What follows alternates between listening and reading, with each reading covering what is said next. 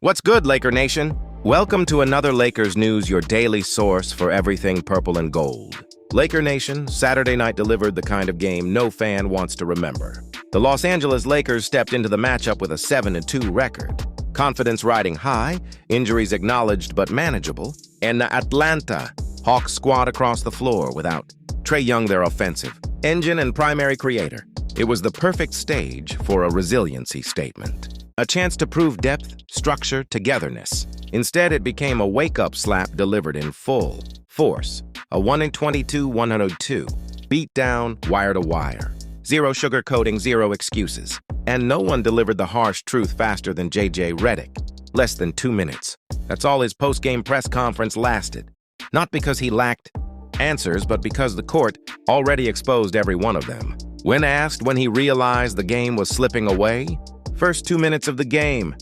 Follow-up question, what did he see? One word, no hesitation. No trimming the edges, nothing. Then he walked off. No monologue. No media diplomacy, just raw disgust. Without LeBron James and Austin Reeves for a third straight game, the expectation was clear. Hold the line together. Luka Doncic was supposed to orchestrate. The defense was supposed to compensate. The energy was supposed to multiply. The Lakers delivered none of it. Yes, Luka finished with 22 points and 11 assists. But the 5 turnovers and 7 of 17, shooting told the real story: rushed decisions, flat rhythm, misplaced aggression, and momentum-breaking possessions. A microcosm, late second quarter, a deep 3 by Doncic, followed by a Rui Hachimura bucket that cut the deficit to 7. A spark.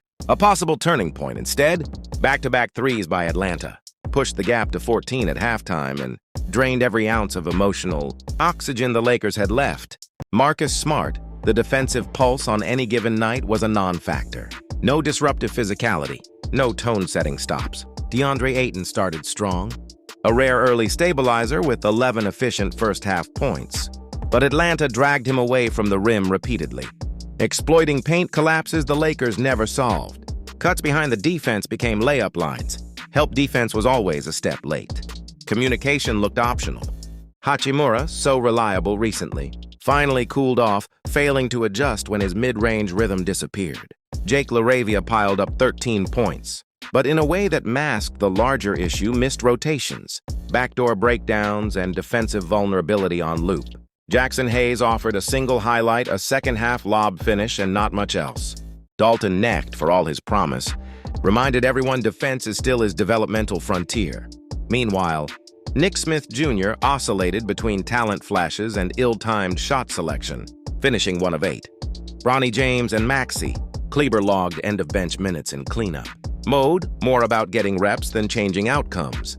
The lone exception, the solitary real spark, was Jared Vanderbilt. A 12-point, 18-rebound grindfest that screamed effort when the rest of the roster whispered it. Yes, much of the production came late. But energy isn't just measured in impact, it's measured in message. And Vanderbilt sent one. This is how you're supposed to compete. That message was missing from everyone else. 5-game win streak snapped. One bad loss in the 82-game season, normal. Getting physically dominated, emotionally outmatched, mentally slow against a Traeless lineup, unacceptable for a team selling identity, structure, and resilience. Redick wasn't mad about execution. He wasn't mad about shot-making. He was furious about emptiness, about a team that didn't hit first, didn't hit back, didn't hit at all. Atlanta played with urgency.